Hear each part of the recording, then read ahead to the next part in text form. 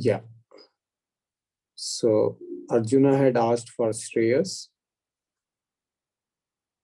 and Shreyas means a lasting solution to the freedom from sorrow. And Lord Krishna, first he discussed about the nature of the self, the Atma, and tried to make Arjuna understand that it is free from sorrow already. It is free from all blemishes. But it appeared as if Arjuna could not understand properly. So then he changed his gears and he tried to explain him in another way how to gain that that type of mind where this knowledge can take place and one can gain freedom from sorrow. We also discussed the four Purusharthas, Artha and Kama. Artha is the pursuit of security. Kama is the pursuit of desires, fulfilling one's desires. Dharma is a check which helps a person to go for the pursuit of Artha and Kama in a controlled way so that there is no deterioration of the quality of life. And one can fulfill one's desires and gain happiness from it. And moksha is something different. Moksha is again gaining the freedom from sorrow, not through the pursuit of Artha and Kama, but through the pursuit of the knowledge of the self. Artha and Kama gives us freedom from sorrow temporarily through stimulus, through sensory experiences, and we are used to it. But there is something more to it.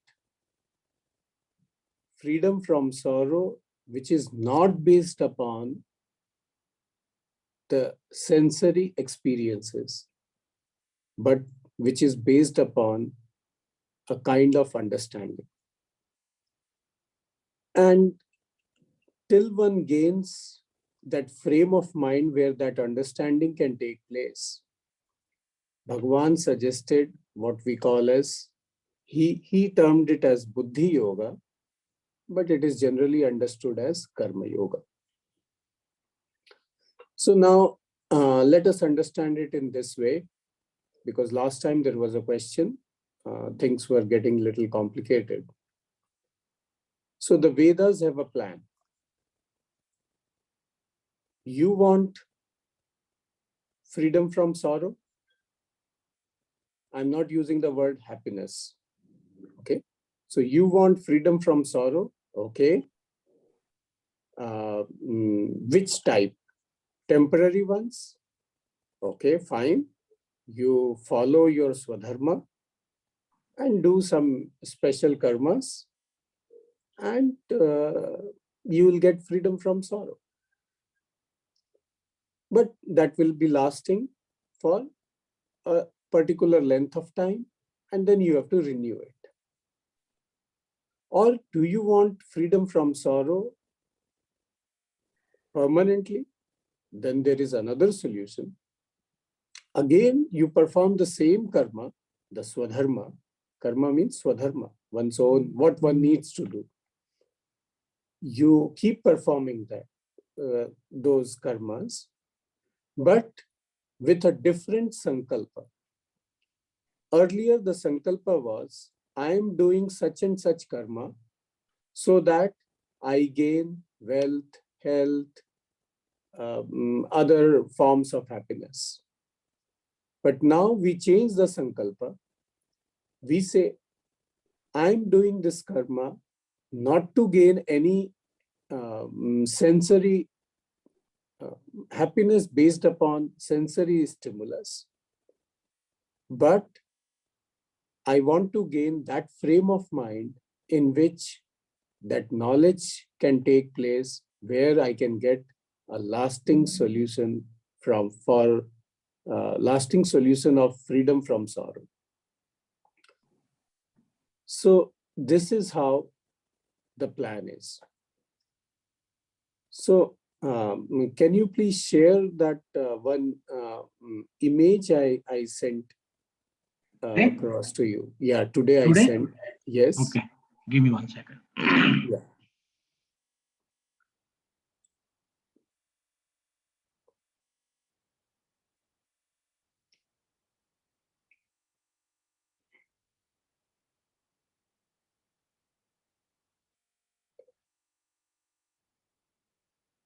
Yes.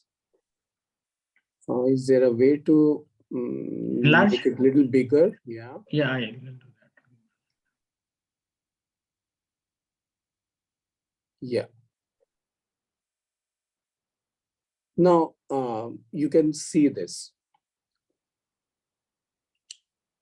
We are at a crossroads. I perform my swadharma. If my sankalpa is temporary gains, means artha and kama, pursuit of artha and kama, but I mean, I'm used to artha and kama, so naturally that will be my first choice. So that is the right path, R-I-G-H-T, right path, yes. So there I go, and I keep moving, and I come back because it gets exhausted. The punya means the merit which I incur by performing my swadharma, that gets exhausted, and I encash it in my pursuit of artha and kama, and I'm back, and I keep doing this for lifelong, keep renewing it. It gets exhausted, keep earning it, keep spending it, earn, spend, earn, spend. Okay. Earning what? Earning the merits through Swadharma. And spend means what? Exhausting that merit in in exchange for artha and kama. So I call it the depreciating wealth. Last time I had discussed that. Whereas in the left side, you can see it's the path of moksha, where I perform the same swadharma, but with a sankalpa that I get a particular frame of mind, what we call as antahkarana shuddhi. Antahkarana shuddhi means where purification of mind takes place.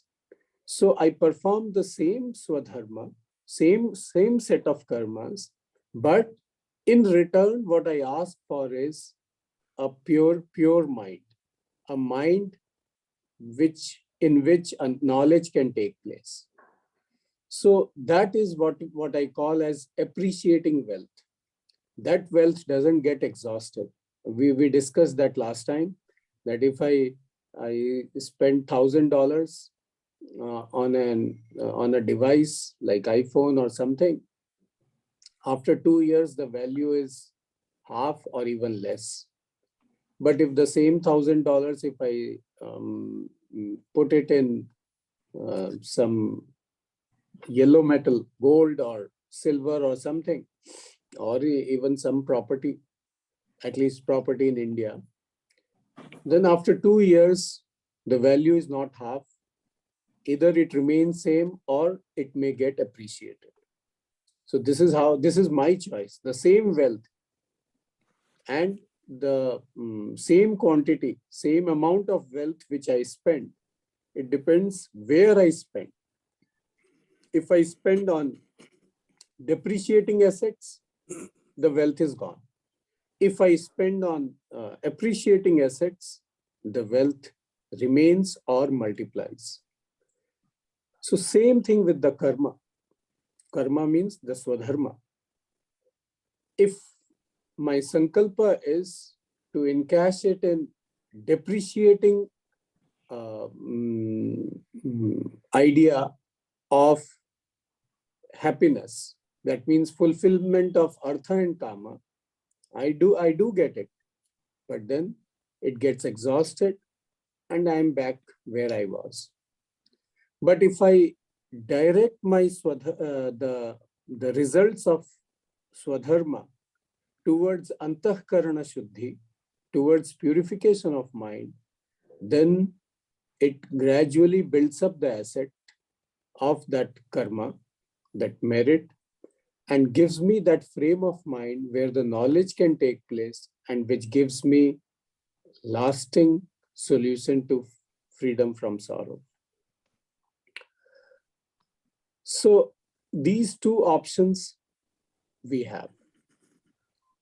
And karma yoga, when we talk about, it is the left option, where I perform the right karma, and in return, what do I ask? Not artha and kama, but antakarana shuddhi. Okay, so Parmeshwara Prityartham or Antakarana Shuddhyartham, I perform the actions. So immediately there may not be any result because there is no immediate gratification by performing such actions. But when it builds up, I gain that frame of mind which is peaceful, which is cheerful, which is self-contented. So that is the result. So it is my choice which way I want to go. Okay. Now, here we have to understand,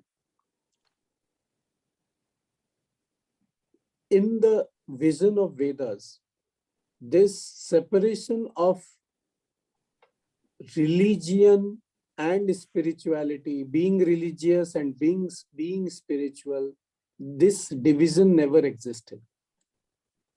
Okay, because the word religion anyway was not there. Dharma is not religion. Dharma is dharma, what needs to be done. And the same dharma could be applied for fulfillment of artha and kama, for the fulfillment of one's desires, one's pursuit of security, or the same dharma can be applied for inner growth, self-growth, and movement towards moksha. So there is no difference. All the activities, it all only depends what sankalpa or what is the intent behind the karma. Karma remaining the same. If the intent changes, intent of the karma changes, the result of the karma also changes. And that's what makes one so-called, within quotes, spiritual or non-spiritual. There is nothing called religious. And then another concept which floats around, and that is what they call as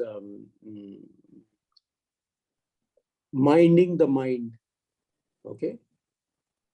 Well, those things were separately were not there. In fact, there are no separate spiritual practices as such, because prayers, meditation, everything is included in Swadharma. Now, the same set of prayers, the same set of meditations can be done for the pursuit of artha and kama, and the same set of prayers and meditations can be used for purification of mind and gaining the knowledge. So that division doesn't exist. This division is imaginary. And I mean, that's how people propagate it. That's a different thing. But there is no real division. So I hope I made it clear. Same Swadharma. When the intent is Antakarana Shuddhi, it leads to moksha. When the intent is immediate gratification, then it leads to fulfillment of Artha and Kama. Okay? So nothing changes except the intent. Okay. Then can you bring those shlokas? Yeah, sure. Shloka number 39, 40, 41.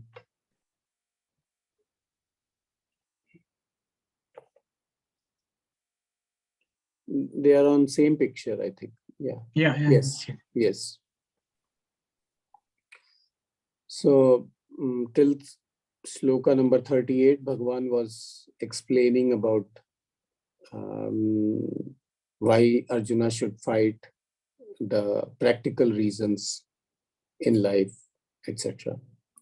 Then he said, so far I have been talking about Sankhya. Sankhya means the knowledge about Atma, because he did talk about the knowledge of Atma a few shlokas before. Now I'm going to talk about Buddhi Yoga. Okay. And Buddhi Yoga is nothing but Karma Yoga. Why it is called Buddhi Yoga? Because the same karma with a changed Buddhi yields different result. Okay. So there is a change of Buddhi here. That's why it is also called Buddhi Yoga. Na iha abhikramah nasah asti, neha abhikrama nasosti, pratyavayo na vidyate. Swalpam api asya dharmasya trayate mahato bhayat. So we also discussed that last time. Our actions are guided by the pressures of Artha and Kama. We think we are free to act, but really speaking, we are slaves of our own Artha and Kama, which express themselves through Raga and Dvesha, the desires. Okay, the desires are preferences, something I like, my likes and dislikes. Okay, so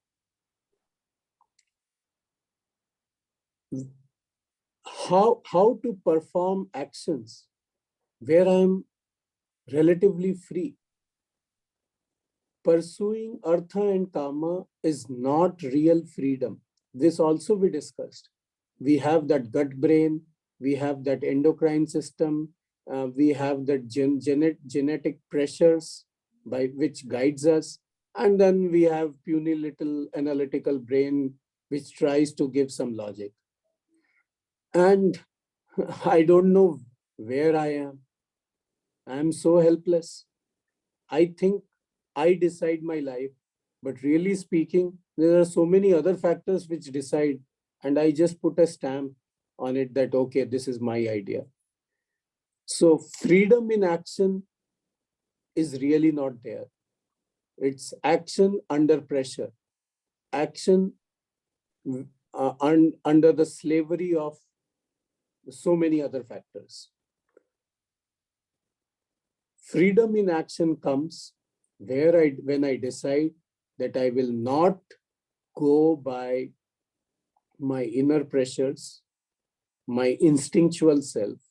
Rather, I will be looking at things differently and doing my karma differently. And that is where the Karma Yoga comes in. Na iha abhikramah nasha asti.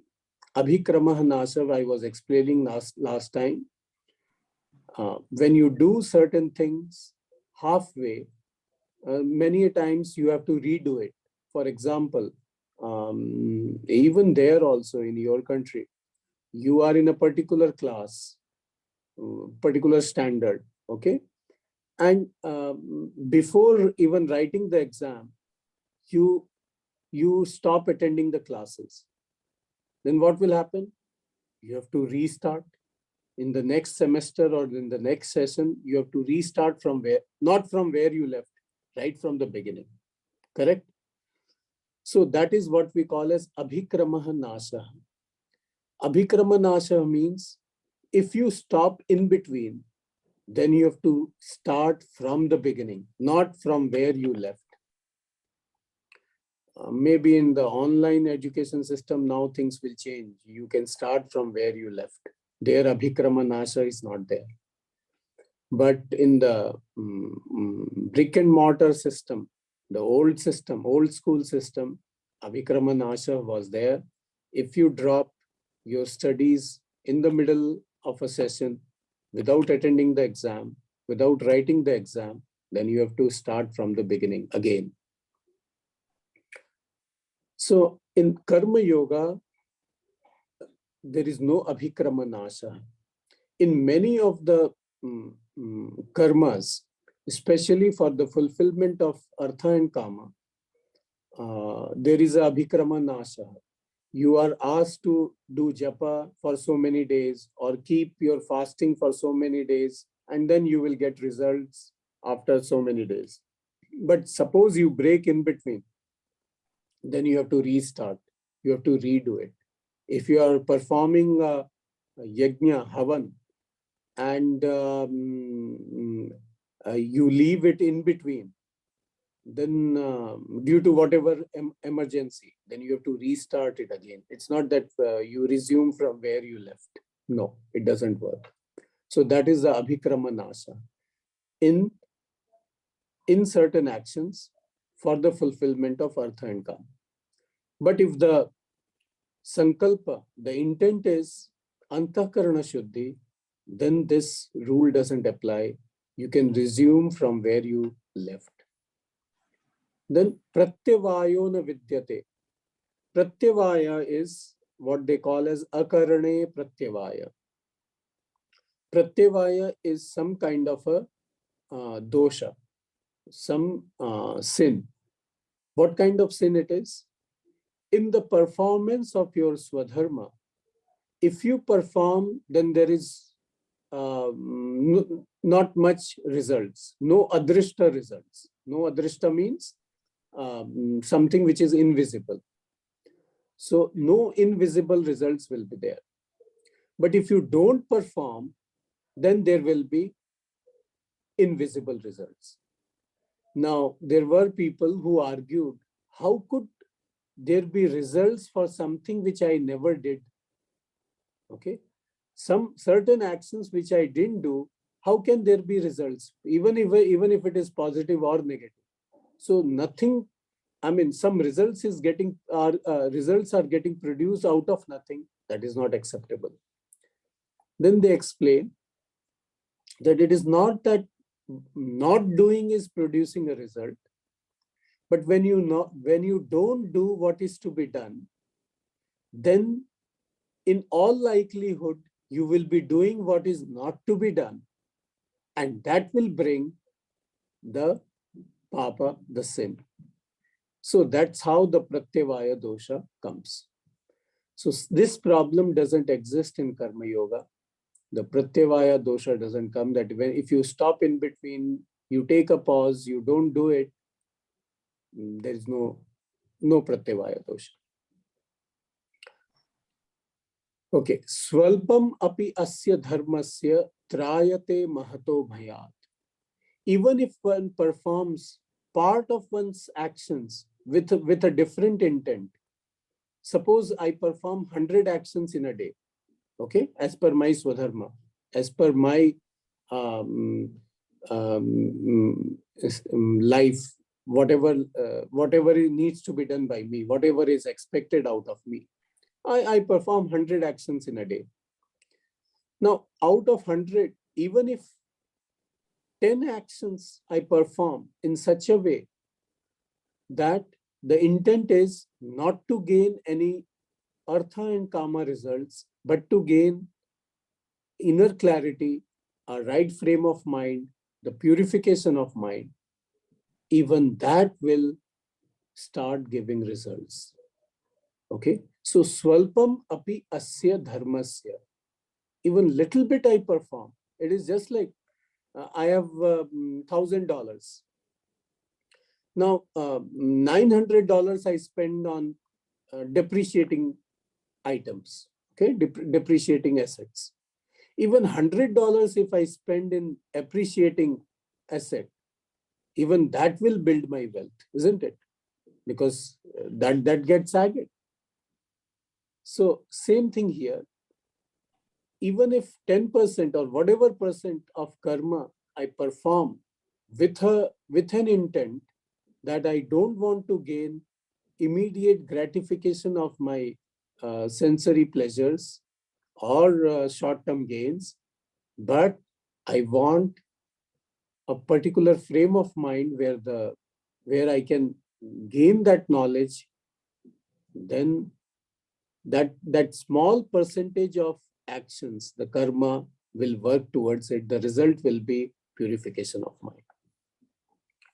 The next sloka. Vyavasayatmika buddhi ekeha kuru nandana bahushakha hi anantascha buddhayo avyavasayinam. A person with vyavasayatmika buddhi. Now, vyavasaya also means commerce, business. Here, vyavasayatmika buddhi means nischayatmika buddhi. A person is focused. In fact, business is like that. Even the phrase, I mean business, what does it mean? The person is focused on what he or she wants. Okay? Even all successful businessmen, they are very much focused people. Even when they are going for a party or mixing, socializing, they mix business many a times, most of them, because they will mix with only those people from whom they will gain something. If they can't, then they don't meet such people. They don't waste their time because they have only limited time. And within that time, they want to meet only those people who will finally add to their wealth or add to their influence or reduce their expenses or whatever. So they are very much focused. That is called Vyavasayatmika Buddhi, business minded. Here also it is similar, but in a different sense. Here it is the person is focused. I need freedom from sorrow, not some temporary solution, small solutions. I want to go for the big thing. So the one who has this Vyavasayatmika Buddhi, that Buddhi is one-pointed. Bahushakha hi anantascha buddhayo avyavasayina. But the person who is not that focused, then that person has many priorities. A person having many priorities actually doesn't have any priority. It's just a scattered person. The mind is scattered. I need this also. I need wealth also. Then I need my clothes also. Then I need my jewelry also. Then I need my house also. I need this also. But do I need a peace of mind, a restful sleep, and a cheerfulness where I can just watch the sky or watch the landscape and feel happy? If I don't have that frame of mind, no matter how much clutter I gather, my house becomes a warehouse and nothing I gain. So that is what we call as Vyavasayatmika Buddhi. What do I really want? No, I want happiness. Are these things giving me happiness or taking away my happiness? It's like a buffet. Buffet appears to give me happiness. But the moment you start enjoying few dishes, and especially in India when they have a marriage buffet, okay, there are almost 100 items. Now 100 items, if you start tasting little by little, even 20 of them, the happiness is gone. So they give happiness as long as you are watching it, looking at them. The moment you start trying it out, the happiness is gone. And after trying 20, and suddenly you find your favorite dessert is missed, and now you are full. So that adds to unhappiness. Already the stomach is full, that is creating some problem. So that unhappiness is there. And then more than that, so many things which you missed out, that adds to my unhappiness. So, and if all the items are a priority, 100 items and all of them are a priority, you can never enjoy that buffet. Life is like that. So buffet is just an example. But if I think all these things I want and all of it is what is going to give me happiness, then I'm missing out something. My buddhi is not vyavasayatmika. It is not one pointed, it is not focused, it is scattered. Okay. Today I sent one. Sloka? Yeah. Okay.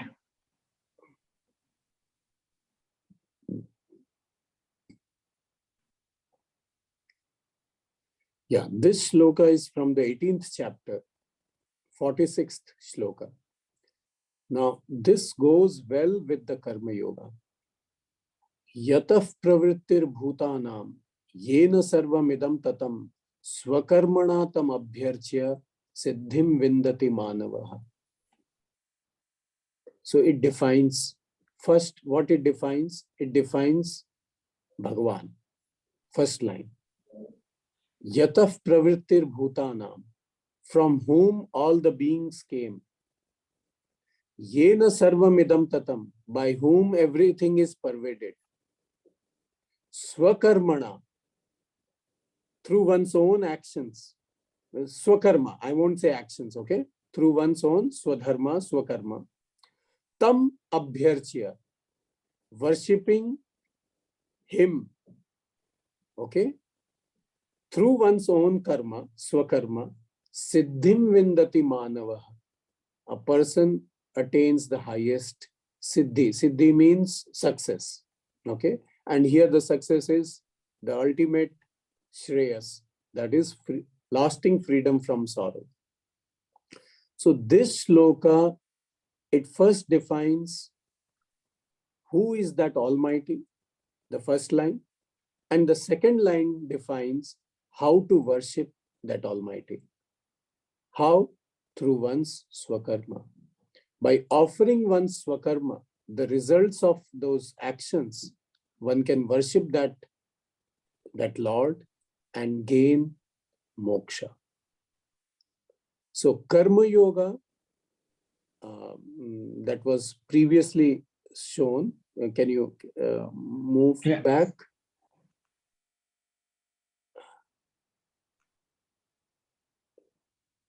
Yeah. Neha Bikramanasosti Pratyavayo na vidyate swalpamapi asya dharmasya trayate mahato bhayat. Okay. So this and the 46th sloka of the 18th chapter, they go together. Performing actions, offering the results to the Lord, not being the beneficiary. Okay, that means, in other words, not encashing it in artha and kama. That leads to siddhi. Siddhi means success. The ultimate success is freedom from sorrow, lasting freedom from sorrow. So spirituality is not just a particular set of actions, what we call as japa and meditation and something special. Even through one's swakarma, performing one's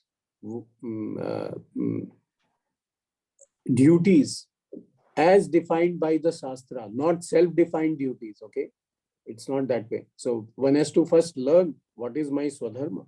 In the changed circumstances in the modern day world, that itself is an exercise. What is my swadharma? Each one has to learn that. And then offering the results of those karmas to the Lord even before performing it, with that sankalpa, that in return, I don't want to gain anything.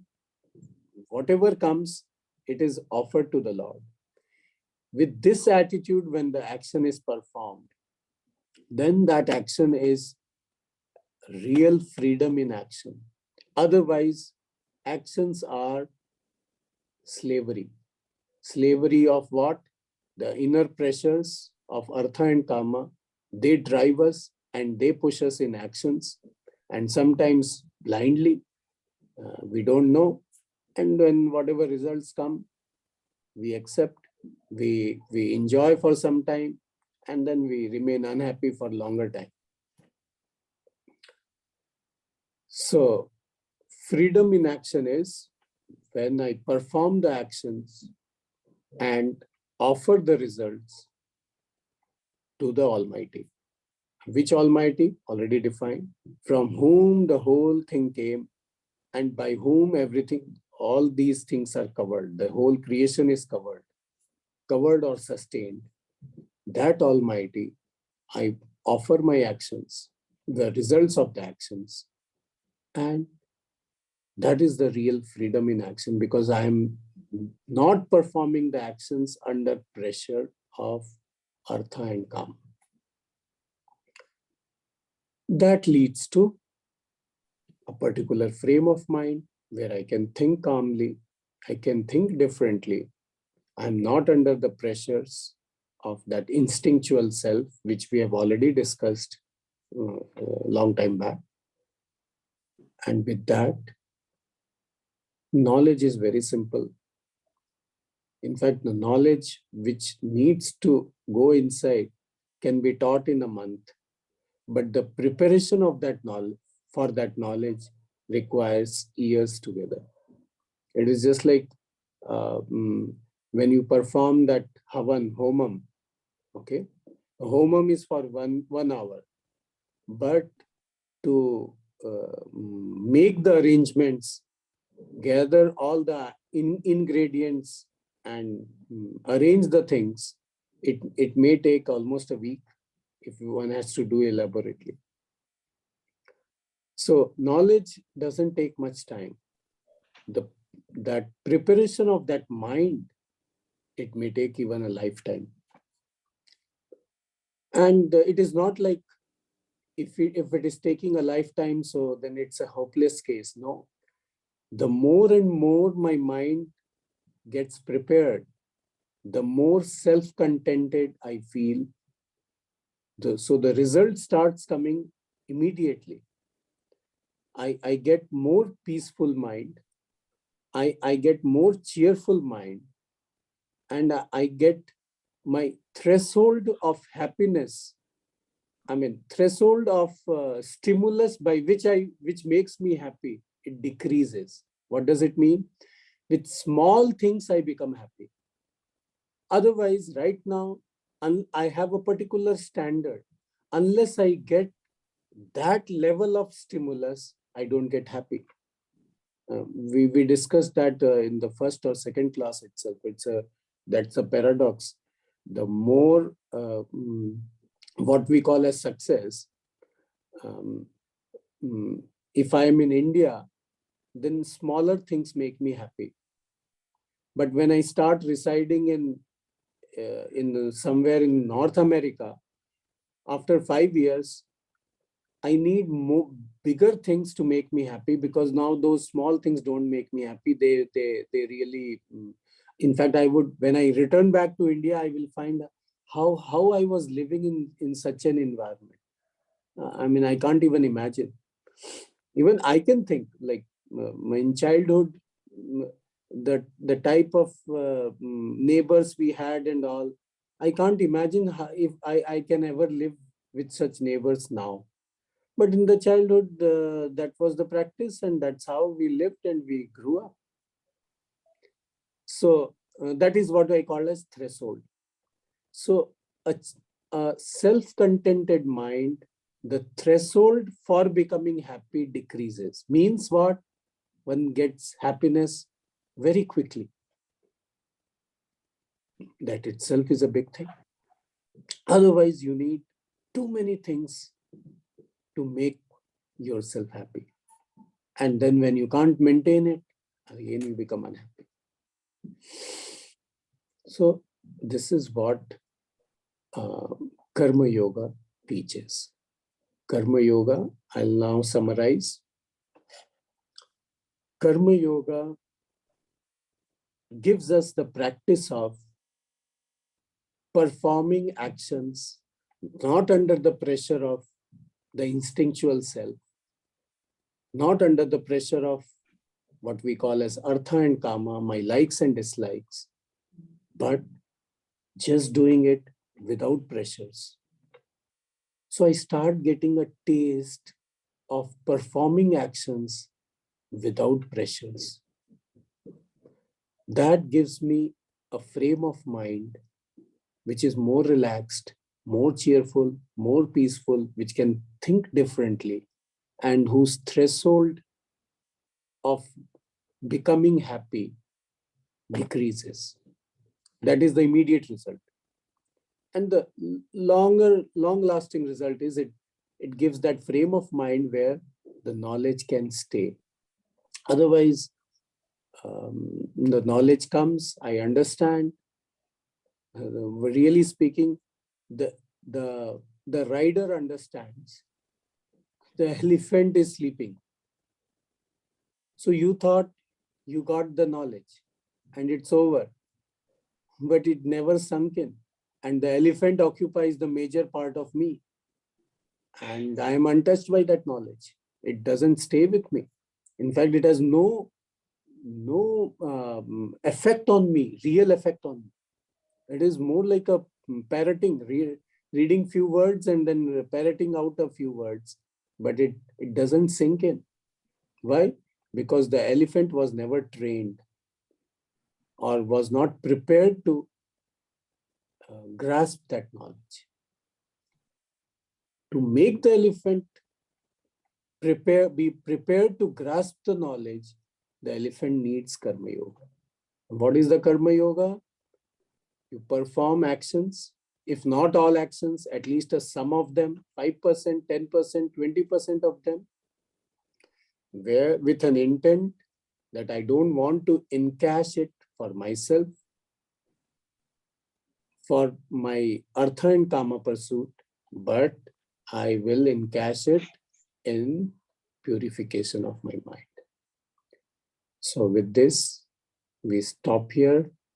Now I throw open for question and answers.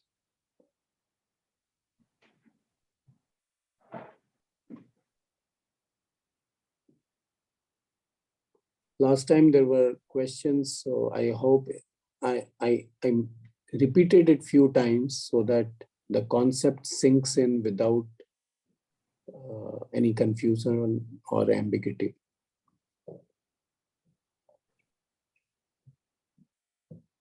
Okay. Yeah, I would like to welcome a new member today, Navya Sekar. Right. Okay. Navya, you would like to say something today?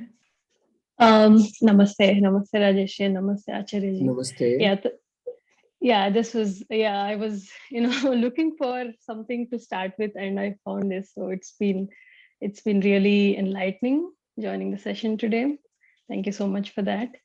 I actually had a question. So you were talking about the intent, right? But our natural behavior is that we always do our actions with the intent of artha or kama.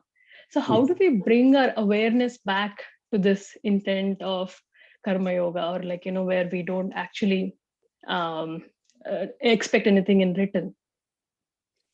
Right. I have been smoking 10 cigarettes a day. Mm-hmm. How to give up that habit? Okay. Can you suggest something? I stop by maybe reducing. Yeah, you can never stop, really speaking. If you do it, it will be a disaster. Then I will move towards 11th cigarette also. Right. I cut it down 10% at a time. Okay. whether I like it or not, but that much I can really do it. Sometimes I may not have, I'm not convinced about it. So just on Shraddha, on faith, that why will he be speaking like that? Maybe I can give it a try for a few months. If it doesn't work, fine. Okay. So not all my actions, I will change my intent. If I do it, it will be a big failure. Okay. But I can make it from by 1%. That is the minimum I can do. One action out of 100, I will say that I will not be the beneficiary of the result. The usual way of my encashing the karma. Right. At least Okay. 1%. Once I get the taste of 1%, maybe then slowly I can move towards 2%. And I think you missed out on those talks.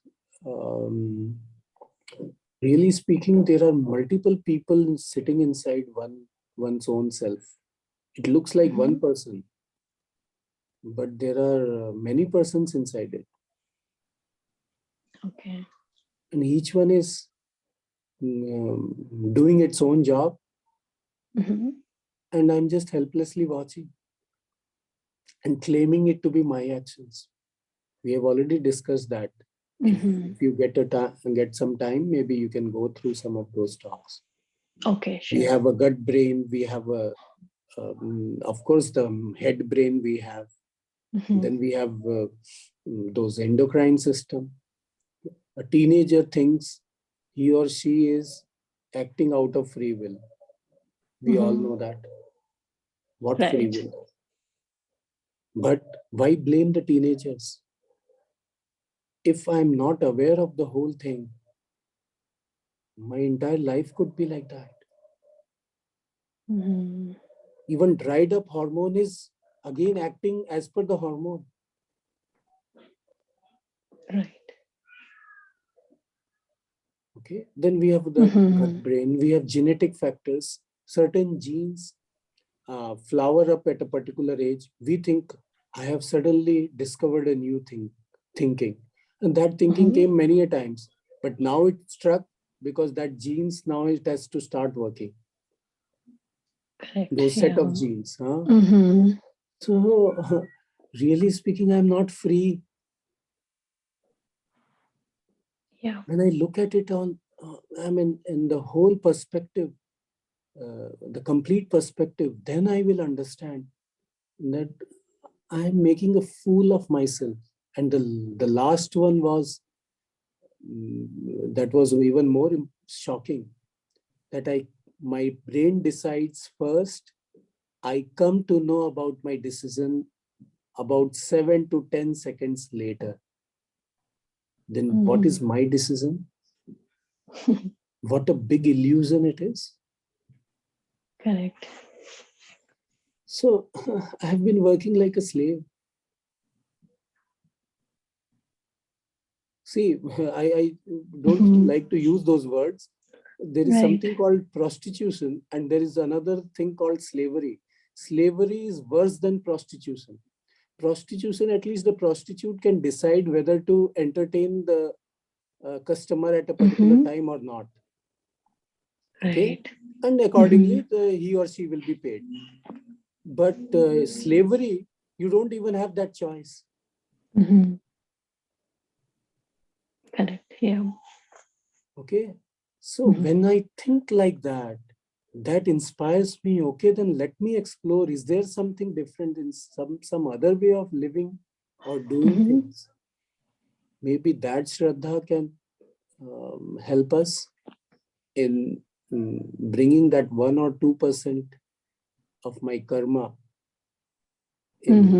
as an appreciating asset rather than a depreciating asset. Right. One more thing is like, I have little kids, like one is 9 and the other is 3. 3, I agree, he is too small he doesn't even speak clearly.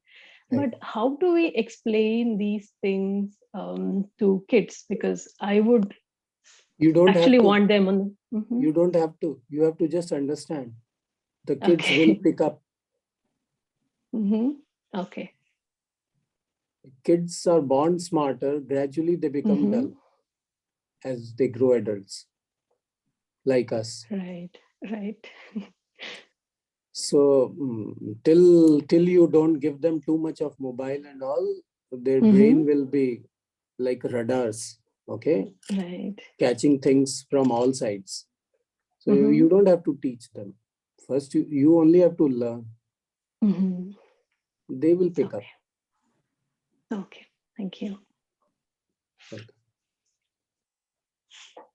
Okay. Any other question? Otherwise, yes. Sir, good morning. I had I my hope question is, last time there was some doubt from your side, and I tried to clarify. In this class, yes, I sir. repeated, keeping you in Yes. mind. Thank you, sir. And the same thing, minding the mind. Actually, you are given the one example. Minding the mind. It's with Buddhi Yoga. Again, this is related to same question of a old one, or this is minding the mind. No. Actually, minding the mind is a catchy word. Okay. Okay. They think it has to be practiced separately. Oh. It's not required. Just focus on your swadharma, swakarma. Everything gets minded up. Okay. Otherwise, they break up things in small modules and then present it as if that is a philosophy in itself. That is good thing, but it is just a subset, a small portion. Life is bigger than all this. Okay. Yes. Thank you. Minding the mind happens by itself. If one performs, first one learns and then performs one's swadharma.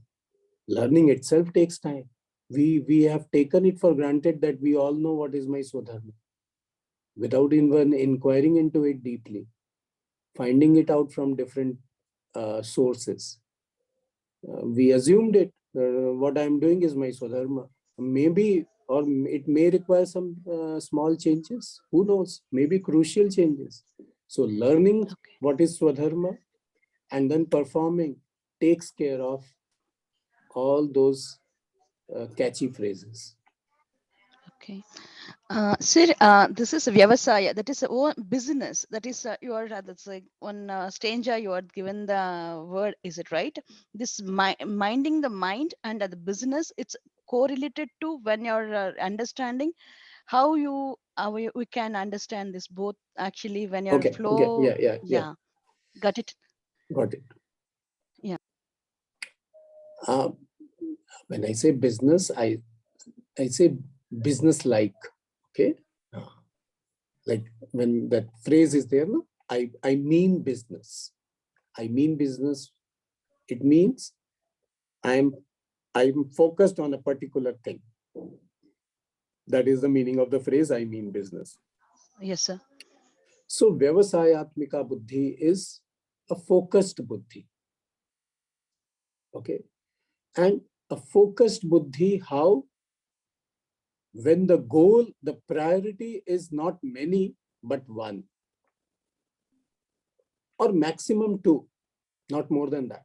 If there are 10 priorities, then there is no priority. So no priority, scattered mind will be, how can we talk about minding the mind? Mind is scattered. Minding the mind is ekagra buddhi. Like it is focused, one pointed focus of the mind at a time. And maximum one or two priorities, that's all. Other things are less important. So focusing that mind on first deciding the priority and focusing the mind on priority takes care of minding the mind. Did I answer your question?